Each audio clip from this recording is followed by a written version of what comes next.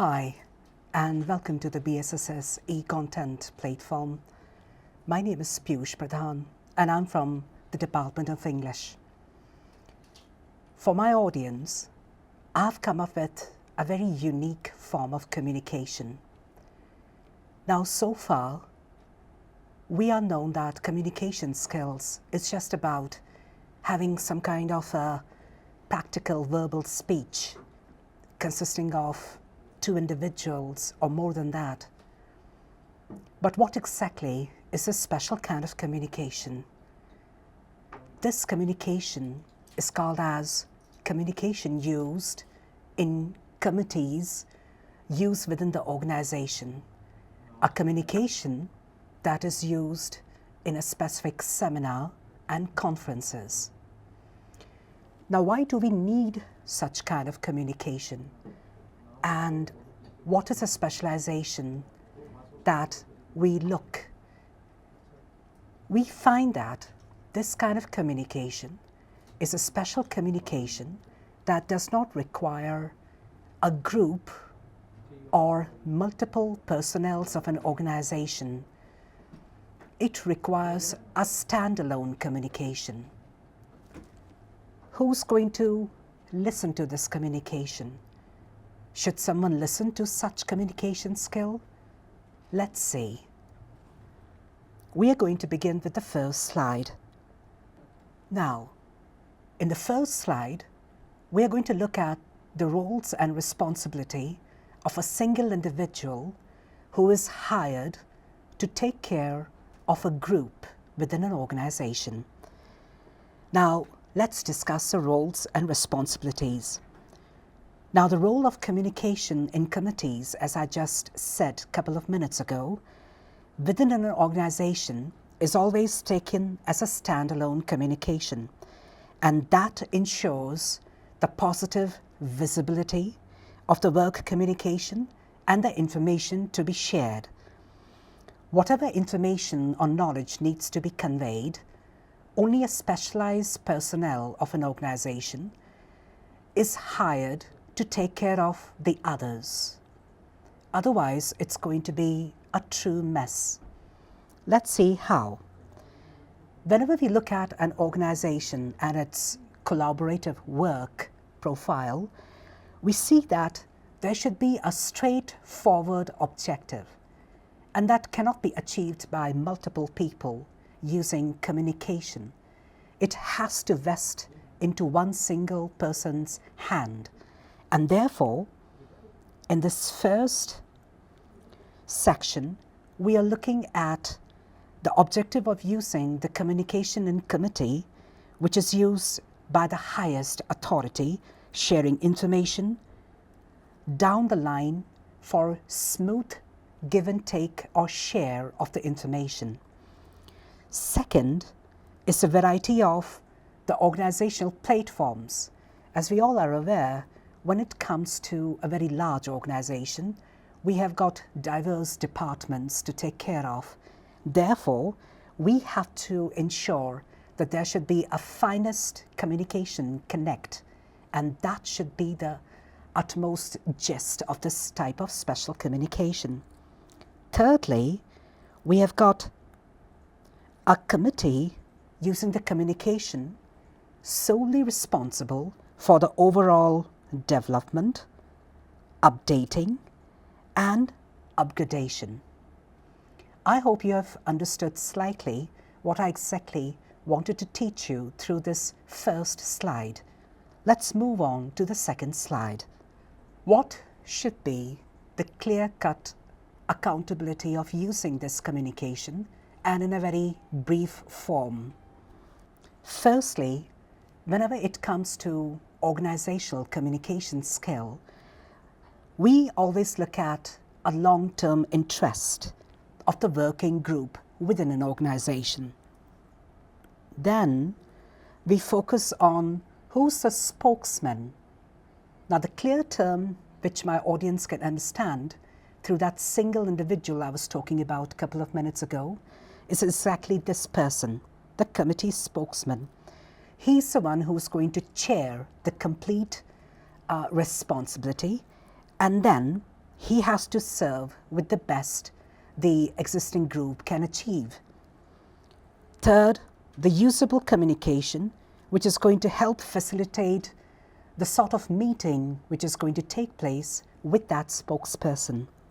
Followed by this regularity of communication, which the spokesman has to ensure that it should be channelized up to the higher authority, maybe an executive director, board directors of the organization, etc. Then the development of this communication in a form of a formal text.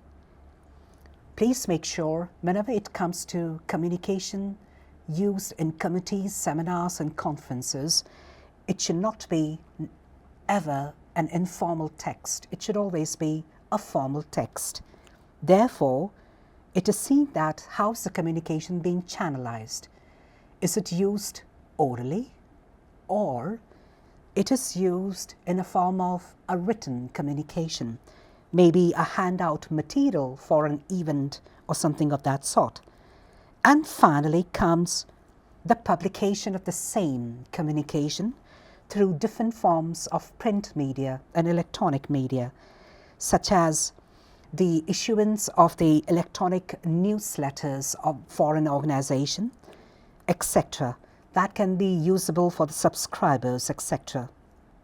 Going along to the third slide, we have actually reached to the climax of how this communication is actually used in committees, seminars, and conferences. Now, one can clearly see that when a West is compared with East, we find that back in the Eastern countries, such as our own country, we have got a very typical office working parlance. We find that when it comes to the organizations somewhere in the other countries, over there is very systematic and very shortly natured communication is being shared among the group of individuals. But when it comes to some Asian countries, we find that there is too much of access of communication. I want my audiences to please focus on the access of communication part, which sometimes is very dangerous or risky. Therefore, if the organization and its personnel learn to restrict that access information, it might automatically enhance the decision quality of that organization. And every individual then can be single-handedly listed carefully every time with any kind of the best title provided to that individual. That means not everything should be conveyed. Maybe it could be some trivial matters which in fact is not required at that moment when the meeting is taking place. Nonetheless, such communication is taking place. So that should not be done and should be avoided. But this doesn't mean that if you do not speak more, you'll come across with the fear of the disclosure of anything in a form of a secret or a talk. Well, maybe it could be risky, of course, no doubt. But perhaps a short communication or a small meeting taking place always generate a kind of a very positive silence. That silence ensures that whatever is being shared, it was reaching to the very ears of the groups of personnels by making them more receptive so that they can listen to the important aspects of the talk. So it's all about this perceivability, I should rather say. Now, what are those characteristics? There can be multiple characteristics to take about. For instance, it could be used for emailing, creation of any class reunion, the communication used in the form of invitations and registration process. There could be submission of data card from the highest authority to its subordinates of the organization. Then it could be the class reunion agenda, a specific agenda to be discussed. That's where, in fact, the communication in committees is primarily required. And lastly, there can be creation of different forms of questionnaire, etc. Having learned that so far, we have now reached to the slide where we are now focusing on the features of the use of communication in seminars and conferences. Now, how do we see the popularity of a communication in seminar and conference? Well, we consider this use of communication skill that results in distinctive benefits. Every time such communication is profoundly used within the group or among personnels, this kind of communication talk is held face to face, and we ensure that there should not be any informal use of the context, but a formal use of the context in which the communication has to go about. If a specific speaker is involved, he is automatically classified as an expert that draws power and automatically adding to the credibility to the organization as well. So seminars and conferences adapts to a wide array of subject matters, and we have to be very perfect with the combination of the words that needs to be used at the time of delivering any kind of communication. So please ensure that your communication should offer proper quality, and that quality turning in the end as a very effective tool. One more thing that I would like to explain to my audience is about the duplicity of the use of some important features or characteristics of a talk that taken place by the highest authority, and it needs to be channelized to the personnels of the office. So sometimes communication use in committees, seminars and conferences also ensure that such kind of duplicity is eradicated. There should not be any room for such kind of confusing matters which cannot be discussed within the group of personnels. Now, in seminars and conferences, we look at two different types, the small and the large. Now, small seminar talks or the communications can take place even in the places such as sharing a breakfast in a canteen with your subordinates, having a kind of a extended talk for over a period.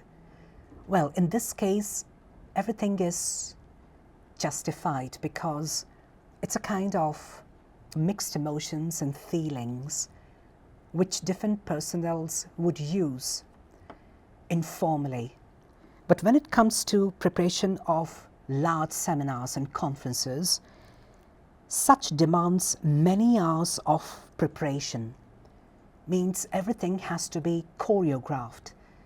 Each agenda should be synchronized in such a way that not every and any point of the minutes of the meeting perhaps be lost or may be taken as a disturbed form of the discussion going on within the meeting. So it's a kind of a meticulous preparation by that spokesperson. He has to do many hours before he has a final delivery of his words. So in a nutshell, we can say that every such communication talk is analyzed and then carefully delivered to the attenders of such seminars and conferences. I hope all my audiences must have liked this very special or unique form of communication. Hope I'm going to share such unique aspects of my videos in the immediate future as well. I can't thank my audience enough. Your support means the world to me. Thank you so much.